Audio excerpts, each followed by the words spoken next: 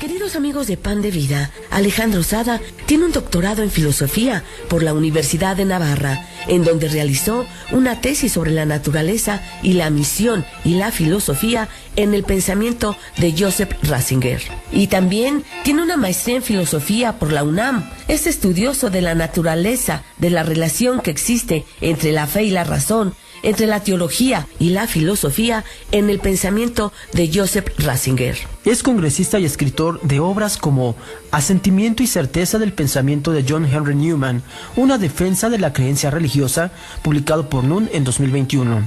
Sentido y verdad, hacia una renovación de la filosofía desde el pensamiento de Joseph Ratzinger, editado por Bach. Y próximamente presentará el libro Joseph Ratzinger, en diálogo con las tradiciones filosóficas de Platón a Batimo, que estará disponible en español, inglés y alemán. Es autor de las entradas Razón, Fe y Razón, Filosofía y Metafísica del próximo Ratzinger Lexicon, que será publicado en diferentes idiomas.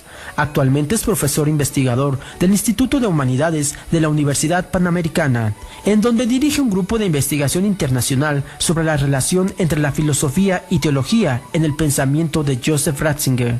Y hoy en Pan de Vida se encuentra con nosotros para platicarnos de la teología, pasión y riqueza evangélicas de Benedicto XVI. Alejandro Sada, bienvenido a Pan de Vida, el sendero de la fe. ¿Qué tal? Muchísimas gracias por la invitación. Me siento muy contento de tener este espacio para poder conversar sobre la inmensa obra de Benedicto XVI y la influencia de su vida para nosotros, para nuestro mundo contemporáneo. Muchas gracias. Pues nosotros consideramos que para Joseph Ratzinger era muy importante que los fieles no nos dejáramos llevar por ninguna suposición. Él lo decía, ni en el campo teológico o filosófico, ni en ningún otro aspecto. Señalaba que es la iglesia la que comunica, es la iglesia cuerpo de Cristo que vive, la que comunica la fe a todos y para todos. Doctor, usted conoció a Joseph Ratzinger, el teólogo, al hombre, al pontífice, y usted conoce su pensamiento, su obra, su legado. Por favor, platíquenos, ¿quién era Papa Benedicto XVI? Bueno, para entender al Papa Benedicto XVI hay que mirar, por supuesto, primero al teólogo Joseph Ratzinger. Joseph Ratzinger nace en 1927. Él tenía o experimentaba por dentro la vocación de ser un teólogo, un sacerdote dedicado a Jesucristo, por supuesto, pero su vocación concreta él la experimentaba como llamado a la teología. Él quería ser un hombre de libros, de universidades, cercano a los alumnos, de pensamiento alto, profundo, al más alto nivel académico, y ese es su proyecto de vida originalmente. Joseph Ratzinger se vuelve, podríamos decir, famoso por su participación en el Concilio Vaticano II. En ese entonces, uno de los obispos más relevantes para la organización y el concilio era el cardenal Frings. Y el cardenal Frings escucha de un nuevo teólogo, estrella, joven, y asiste a escucharle una conferencia. Queda totalmente impresionado e invita entonces a Joseph Ratzinger como colaborador. Le pide que prepare un texto sobre el mundo moderno, porque claro, el concilio tenía un doble proyecto. El primer proyecto era, pues, revisar cuál es la estructura de la iglesia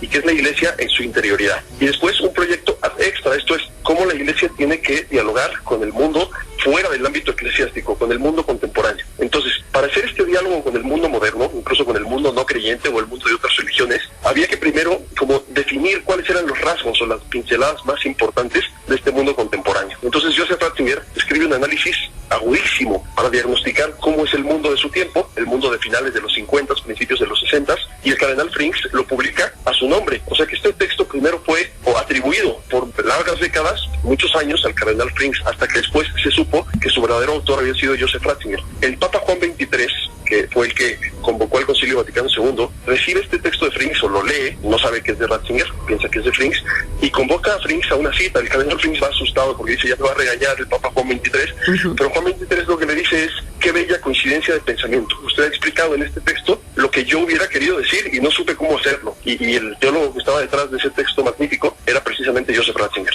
Poco a poco se va volviendo un teólogo más relevante a lo largo del concilio, que dura 4 o 5 años, y participa en distintas comisiones. Tiene una influencia importante en el texto sobre la iglesia y el diálogo con el mundo, que es Gaudium et Spes.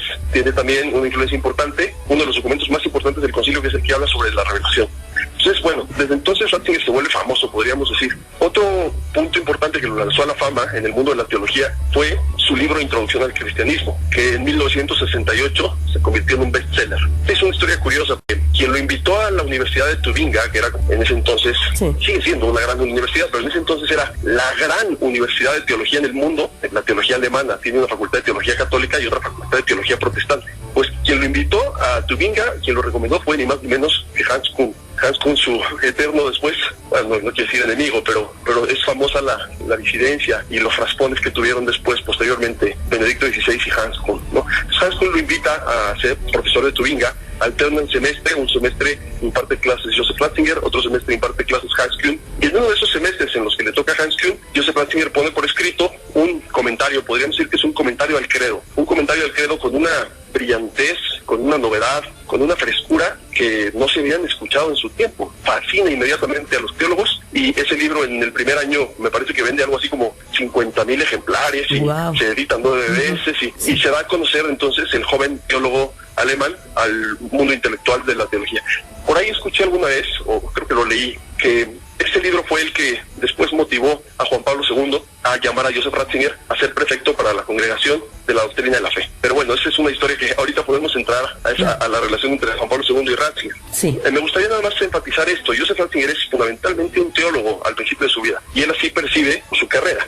Que después la vida lo haya llevado a adquirir cargos con una relevancia eclesiástica, a ser nombrado obispo, a ser llamado a Roma como prefecto y después a ser llamado papa, todo eso él siempre lo vio como contrariedad, como algo que no respondía a su plan original, pero Joseph Ratzinger siempre ha tratado de ser muy dócil a la llamada de Dios, y sabe que la llamada de Dios en su vida se va manifestando de distintas formas. De modo que él nunca no se obstina en imponer su voluntad, en usar solo su propio criterio, sabe pedir consejo. Cuando lo querían nombrar obispo, asiste con su director espiritual y dice: es que yo no me veo como obispo, yo soy teólogo, yo soy profesor. Y su director espiritual le contesta: bueno, pero es que también es importante que haya obispos teólogos, me parece que deberías de aceptar. Y pasa por una crisis y demás, y entonces entra al mundo pues de ser pastor de la iglesia, no solamente teólogo, sino también tratar con los trabajos pastorales de la Iglesia Católica. A partir de ese momento, Joseph Ratzinger no puede ya dedicarse de lleno, ni como trabajo prioritario, a la teología.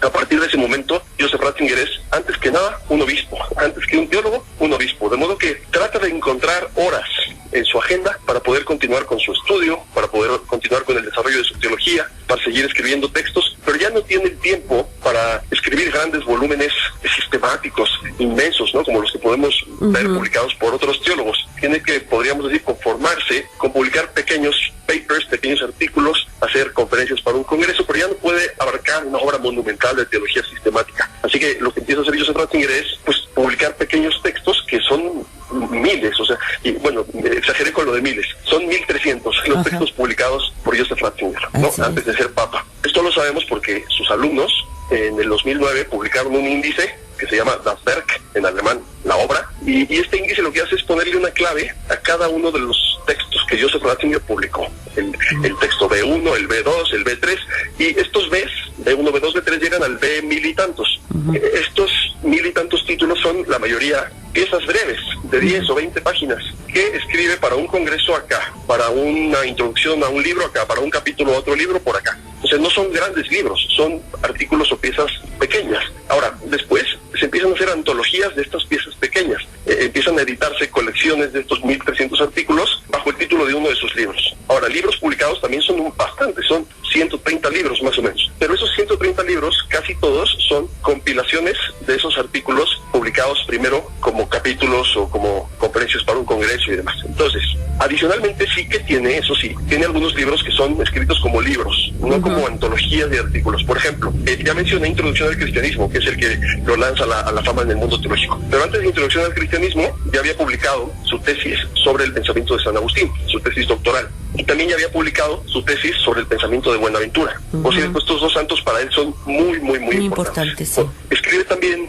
su trilogía famosa, que podríamos decir es la síntesis, es su legado, su última palabra, en la que reúne su reflexión como teólogo, su vida como pastor, su vocación de hacerle al mundo accesible la persona de Jesucristo. Todo esto se sintetiza en la trilogía Jesús de Nazaret. Después tiene un libro sobre la liturgia, precioso. Tiene también un libro sobre escatología. Sobre estos dos podríamos decir algo interesante. Cuando Joseph Ratzinger decide publicar su obra completa, que está editada primero en alemán, después en español, ya se han publicado en la Biblioteca de Autores Cristianos varios volúmenes, él decide que el primero que tiene que ser publicado es el de liturgia, el volumen 11, el volumen que reúne sus textos sobre liturgia, porque para él la crisis de la liturgia es muy grave, tanto para la iglesia como para el mundo. Entonces a él siente una urgencia especial por hablar de liturgia. Pero luego tiene otro texto sobre escatología. Escatología es las cosas últimas, las cosas del más allá, la vida después de la muerte, la realidad del juicio final, el cielo, el infierno, el purgatorio, el alma, todo esto es escatología. Y él considera que ese libro de escatología es su obra más acabada, en el sentido de que es el volumen teológico sistemático más redondo, ¿no? En ese sentido. Entonces es un libro fantástico, muy difícil, pero es buenísimo.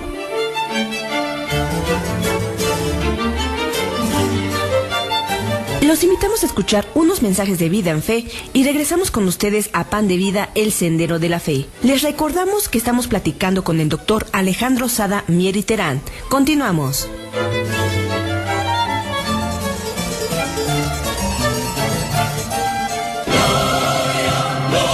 Pan de Vida, el Sendero de la Fe.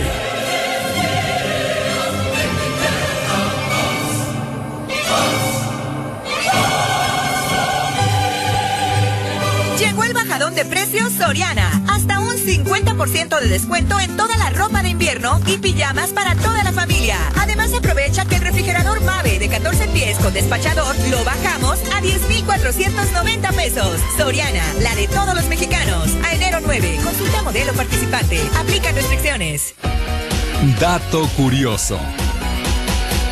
El idioma árabe puede ser el más rico en palabras, con aproximadamente 12 millones en su vocabulario.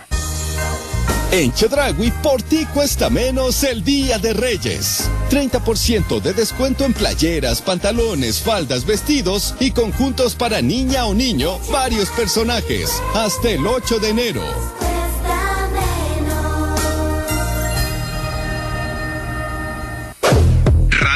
Radio Tipster. Líderes de opinión en apuestas deportivas. Yo, Radio Tipsters, soy Adrián Rosado, el Diamond, y estoy con los cracks AJ Bauer y High Roller Dave. ¿Qué les gusta para hoy? A mí lo que más me gusta son los parlays. ¿Que cada uno de un pixito? De 2, 3, 4, da igual. Lo que importa es que paguen mínimo 5-1. ¿Le entran? Perfecto, hermanos. Yo saco la calculadora y les digo cómo vamos.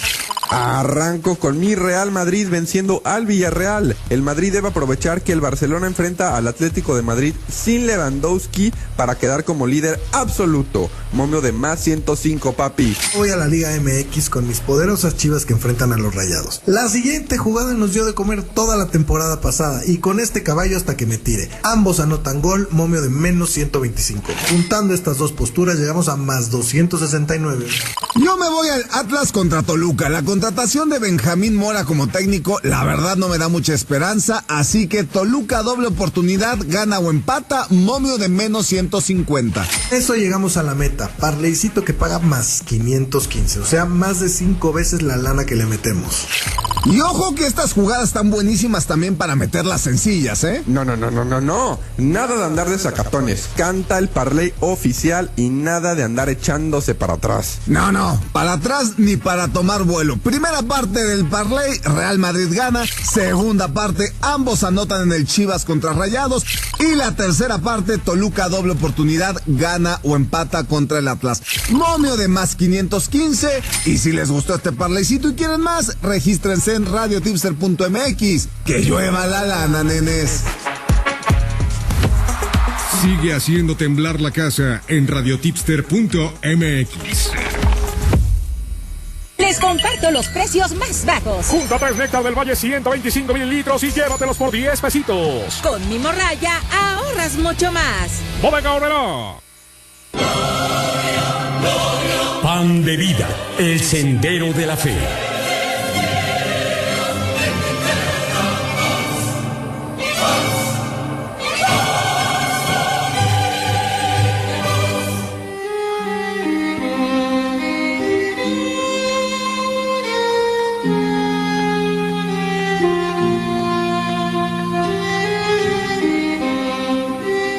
Ya estamos de regreso con ustedes en Pan de Vida, el Sendero de la Fe. Estamos platicando con el doctor Alejandro Sada Mier y Terán, estudioso de la filosofía y teología de Papa Benedicto XVI. Continuamos.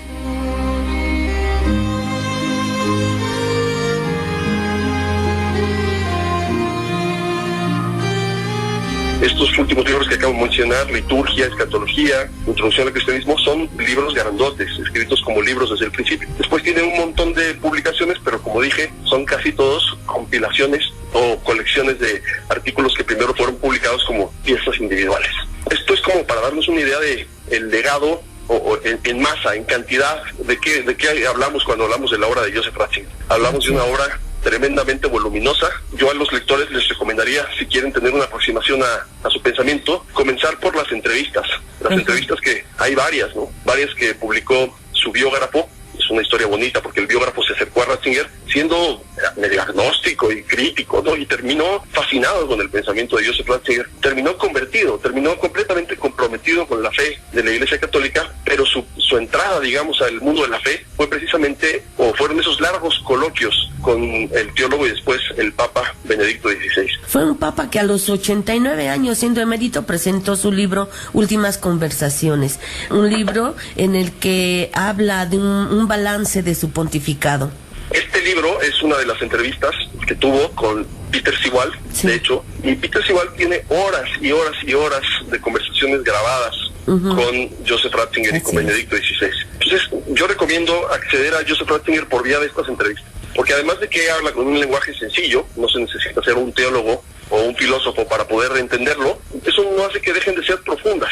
Son lenguajes sencillos, pero con una profundidad bastante notable. Entonces, yo recomendaría eso como acceso. Ahora, para leer a Joseph Ratzinger, lo interesante es leerlo bastante. ¿Por qué? Porque como Joseph Ratzinger nunca presenta su pensamiento de manera sistemática, es difícil darse una idea de qué es lo que piensa Joseph Ratzinger con un solo texto. O sea, hay que leerlo mucho en distintos textos y uno empieza a ver detrás de los textos la unidad de su pensamiento. Uno empieza a ver detrás de esos textos como un modo de pensar coherente, armónico, unitario, que se deja ver de distintas maneras en cada una de estas piezas o de cada uno de estos pequeños textos. Las entrevistas son preciosas. Una de mis favoritas es Dios y el Mundo. Ahí hablan de un montón de temas. Después tiene Luz del Mundo, también es muy bonita. La Sal de la Tierra es preciosa también. O El Reporte sobre la Fe, su entrevista con Vittorio Messori. En fin, esa sería como mi recomendación para empezar a leerlo. A tu punto de vista, ¿cuál ha sido el mensaje más fuerte del pontificado de Joseph Ratzinger?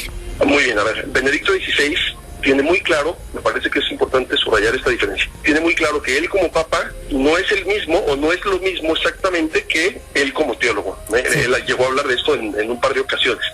Él sabe muy bien que como teólogo goza, por decirlo así, de una libertad o de una soltura intelectual que como papa no, porque como papa él no está exponiendo sus propias ideas, él no está presentando sus propias conclusiones, él no está como haciendo visible su pensamiento personal, sino que como papa él es el heredero de una inmensa tradición, que es la tradición cristiana, ni más ni menos, 2000 años de tradición que se remontan hasta Jesucristo. ¿Qué es la tradición? Pues es esa comunicación de la vida de Jesucristo que comienza con los apóstoles y después le llega a toda la Iglesia Universal. Bueno, pues Benedicto XVI sabe que él es heredero de la vida y el mensaje de Jesucristo en ese sentido, y su principal función es ser portavoz de ese mensaje con mucha fidelidad y también de custodiar ese mensaje, de mantener su integridad, no de exponer sus propias ideas. ¿Sí me explico? El teólogo se siente con más libertad de exponer sus propias ideas. El Papa es más cauteloso porque él es responsable de una tradición que no le pertenece. Ahora, eso no quiere decir que todos los pontificados tengan que ser simplemente iguales porque todos transmiten el mismo mensaje.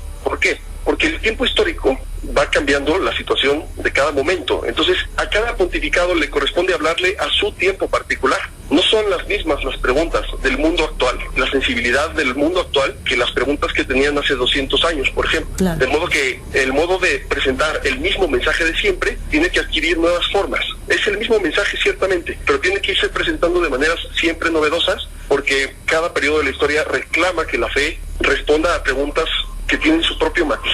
¿Sí me explico? Sí. Entonces, Benedicto XVI, al principio, cuando da su primera homilía como papa, dice que en principio no tiene un programa, que él no quiere imponer su programa personal, sino que más bien se va a poner a la escucha, por medio de la oración, de la voluntad de Dios. Quiere que su programa sea que Dios lo lleve, ser dócil, dejarse utilizar como instrumento para la voluntad de Dios. Ahora sí se ve una clara estructura en general en su magisterio, y yo veo que esa estructura está determinada o armada con base en las tres virtudes teologales: la fe, la esperanza y la caridad.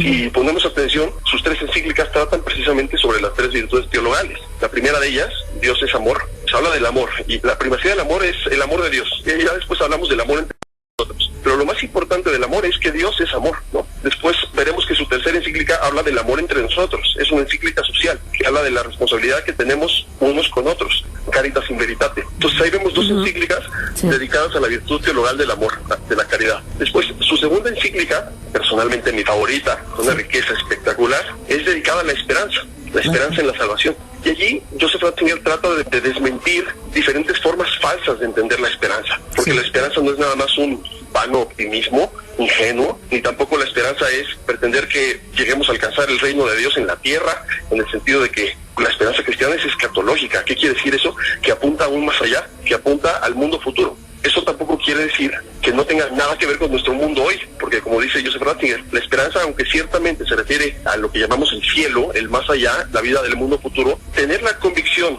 de esa herencia futura transforma ya el modo de percibir el presente, ya desde esta vida. De modo que la esperanza no solamente se refiere a un más allá, sino que también transforma mi existencia hoy, aquí y ahora. Su segunda encíclica es fantástica y es precisamente sobre la esperanza. Y luego también habla sobre la fe.